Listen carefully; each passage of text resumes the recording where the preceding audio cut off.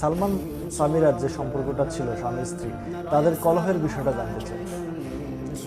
কলহের বিষয়ে কি বলবো, সালমান ভাই বলছিল আমার যে মনসুর নারী জাত মা বোনের জাত, ইজ্জত করবি, সম্মান করবি, বিশ্বাস করবি না। এক দ্বিতীয়তে বলছে মনসুর নিজের ঘরের ইঁদুর যদি বেড়া কাটে বাইরের ইঁদুরের কোনো দোষ নেই।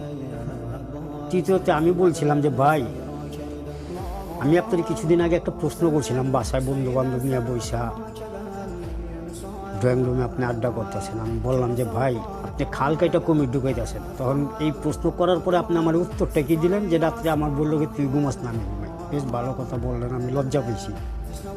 আবার বললাম যে ভাই বন্ধু বান্ধব আছে বেশ ভালো, এফডিসিতে আড্ডা করবেন, বাসায় না। বাসায় নিয়ে কি এর আড্ডা? এই যে বাবির নেট কাপড়ের ড্রেস পরা থাকে, পাতলা কাপড়ের ড্রেস পরা থাকে, শরীরের অঙ্গ প্রত্যঙ্গ কিছু কিছু দেখা যায়, কার চোখের নজর কেমন কে জানে। তুই আমার পিয়ে না আমি তোর পিয়ে।